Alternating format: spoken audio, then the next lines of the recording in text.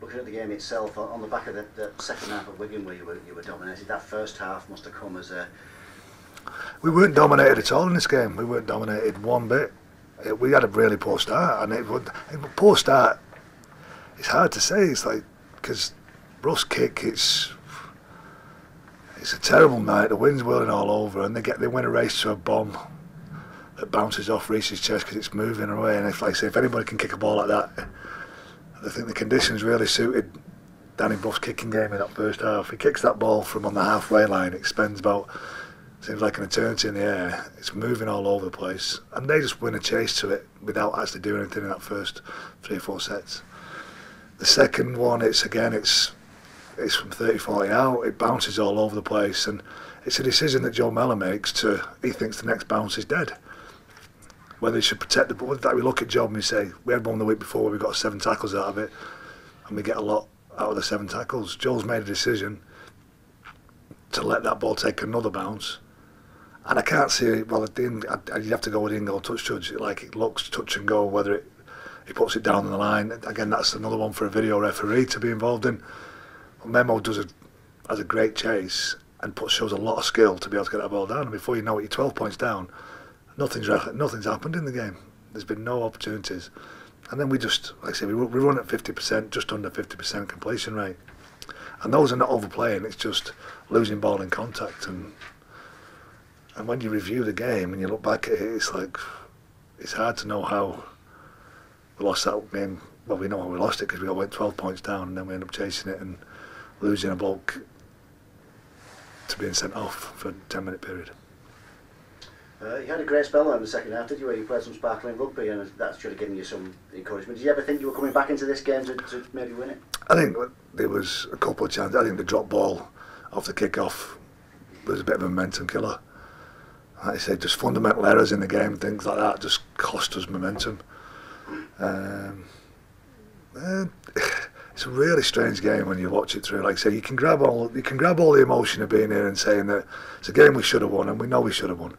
We didn't play that badly in it. We just had a couple of really poor calls against us, and the 12 points at the start of the game from nothing are just things that we've got to tidy up. And then we end up chasing a game that it's too hard to play in those conditions. Like I say, we get a little bit of momentum, we score a couple of good tries, and then we break that with a real fundamental drop ball, because it's the conditions that cause that kind of simple error. We've got to be better, and it's hard to take. It's hard to take when you look at it and you look at the team and you review it and you see we've only got 7 missed tackles in the game. I say it's Huddersfield are on about 32. So like I said, defensively we're doing some good stuff. We end up with more ball towards the end of it. The penalty count looks the same, which has been skewed a little bit because we get penalties late on in the game when it don't really help us. So the numbers look really good. I think it's just those 2 kicks really hurts us. No Heb Cahill on Friday night. Illness again, tonsillitis. Right. So is it that's going to lay him low for this week? No, he should be all right. Like I say, it was the middle of last week, and it's typical Hep really. Like, he turns up and trains, and he's just a little bit off at training. You ask him a question, he says, "Oh yeah, I think I've got sore throat. I don't feel so great, but I should be all right tomorrow." He ends up in bed the next day. But a couple of days, 3 or 4 days on antibiotics. Should be back in training to this week. Back in for selection. Like I say, he was like last minute kind of thing where he was just unable to get out of bed. He'd have played if I'd have let him play, but he wasn't well. Will Lloyd White, do you think he'll be right this week? No, he won't be right. Still not. Wakefield have had a great start, haven't they? I know they lost on Sunday, but they've won all the games up to then. They continue to do brilliantly on the Christian. Yeah, they've got some. Like I say, they're holding the nerve with winning games, playing how they want to play. They're pretty consistent. Like I said, they seem to be able to keep the same feel the same kind of team week in, week out, which is adding to their consistency. And like I say, you look at Ches's record, he's done a good job wherever he's been. It's not like when he was at Hull KR. I know they'd struggled at times, but they got to a Challenge Cup final, they won big games. So I don't think there's any doubt that the fact that they've got some quality players, they've got decent half-back pair in there. 9 who's just come back into the group is a good player. They've got some good forwards, and they're confident. They're confident in the coach's understanding of what he wants, and they're confident in each other. Tom Johnson's getting some headlines, isn't he? He's been drafted into the England squad, and some genuine pace there. Oh, he's a fantastic player. It's a big challenge for our wingers on the weekend. Jenny and Tack, 3 of your young lads in the night squad: Gilmore, Whitley, Walker. Deserved call-ups, must be placed for those lads. Yeah, well, you look at the squad, yeah, you think that it's nice, the recognition through the club and our junior system, and the lads that are local lads coming through the system to be able to now get some recognition in that next step up. So Matt Whitley, especially, I think Danny Walker's worked his way through every age group as international that there is. I think there's a expectation for Danny to go on and take that next step, and I think he's got that aspirations himself.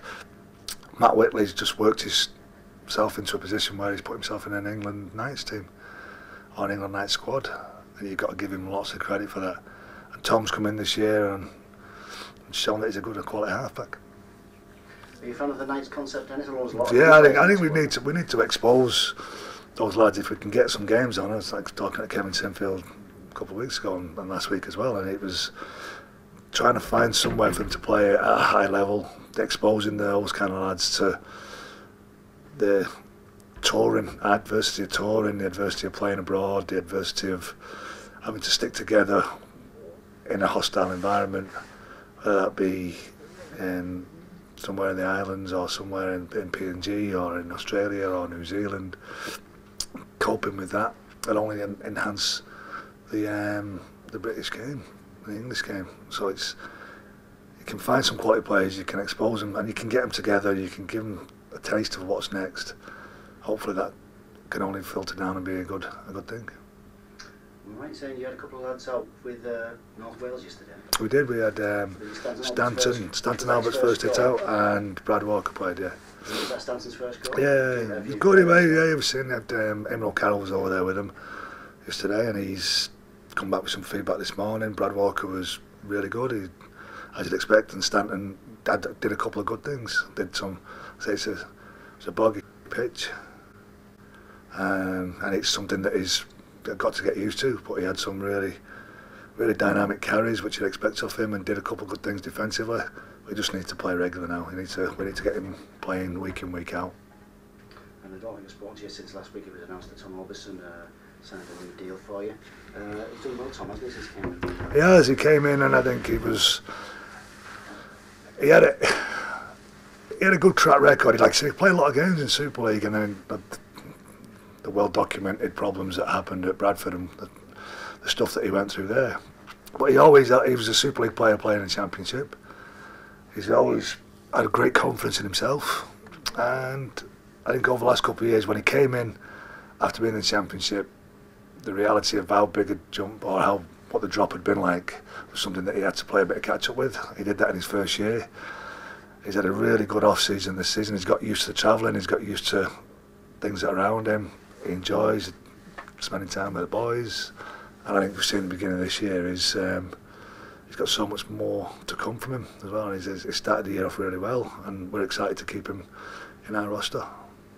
Just finally going back to this week's game, then, any players who are pushing themselves forward this week who didn't play in Friday's game?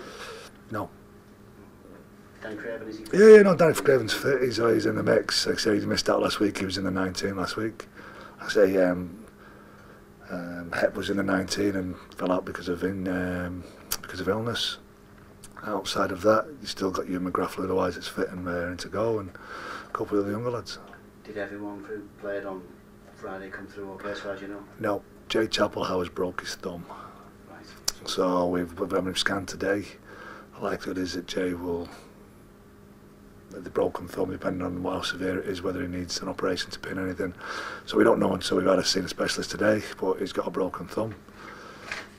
Probably 6 weeks. Hopefully, at the best, if he heals pretty well, and we don't have to do anything to it.